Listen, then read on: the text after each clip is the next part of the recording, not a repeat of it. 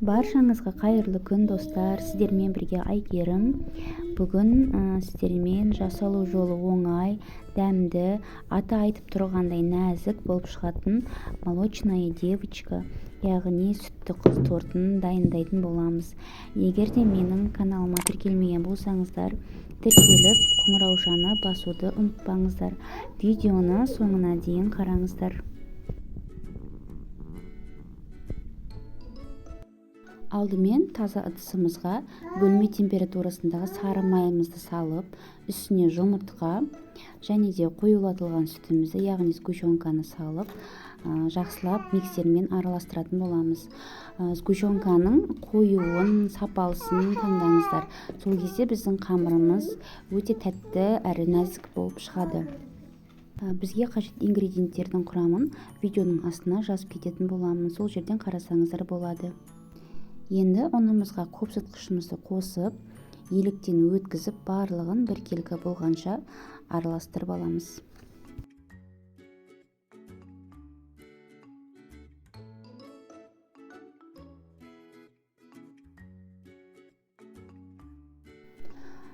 Видеода көргендеріңіздей қамырымыз осындай нәзік, қаймақ секілді болып шығады. Енді пергамент қағаздарымызды дайындаймыз. Ол үшін өзіңізге қажетті форманы қаламмен сызып аласыздар, немесе мен секілді осылай жасасаңыздар болады.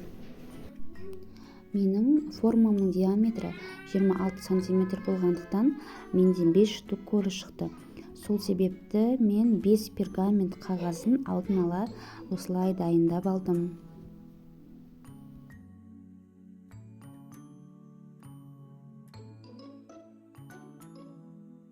Енді пергаменттерімізді келесі бетіне аударып, қамырымызды теңдей етіп салып шығамыз. Мен бір пергаментке 3 ас қасықтай қамырымды салып шықтым.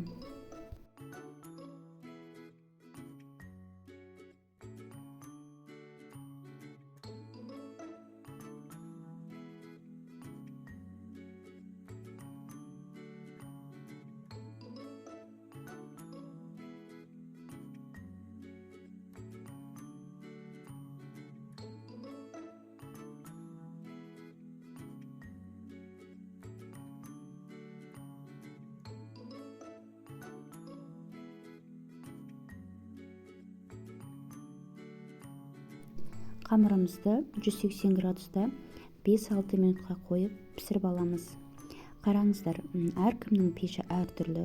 Сол себепті өздеріңіздің пештеріңізге орай қадағалап отырасыздар. Байқаусызда күйіп кетпеу үшін. Мінекей біздің корждарымыз пісіп шықты. Осындай сарғыш болып шығады. Әрі жұмсақ, нәзік болып піседі. Енді біз кремімізді дайындайтын боламыз. Ол үшін ыдысымызға салқын сливкемізді құйып, сәл қоюланғанша миксермен араластырып аламыз.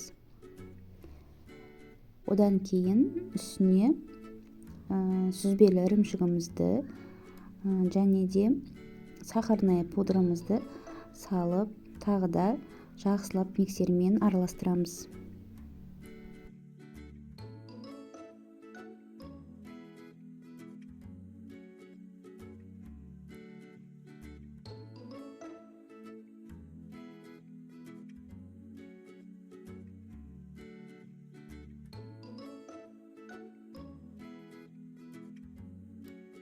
Мінекей біздің креміміз дайын, массасы осындай болып шығуы қажет.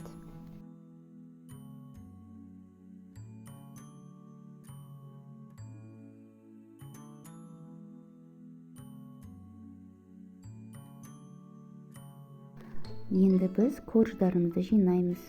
Негізі кольцо арқылы жинасаңыздар, онда корждарыңыз бір тегіс болып шығады. Мен олай жасамадым. Себебі үй ішіме арнап жасап жатқан тортым болған соң, осылай етіп, яғни шеттерін кеспей жасауды жөн көрдім.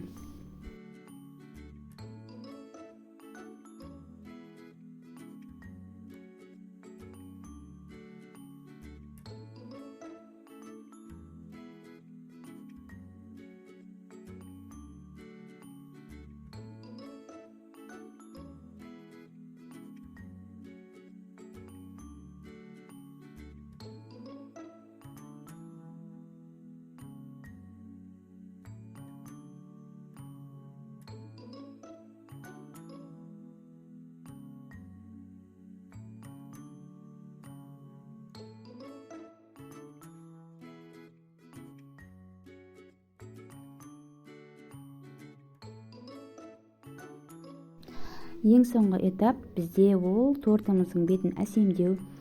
Әсемдеу ол әркімнің өзінің қалауына, фантазиясына байланысты. Мен осындай вафельный крошки бар екен үйде, сонымен және де жидектермен әсемдеп қоятын боламын.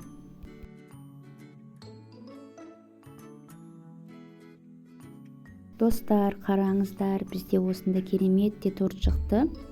Бұл торт мен білетін торттардың ішіндегі ең дәмді әрі ең нәзік торттардың бірі деп айтар едім. Шынымды айтсам, осы рецептпен жасап келе жатқаныма шамамен 3 жылдай болды. Сіздерге де осы рецепт бойынша сүтті қыз тортын әзірлеуге кеңесімді беремін. Менімен бірге болғандарыңызға рахмет.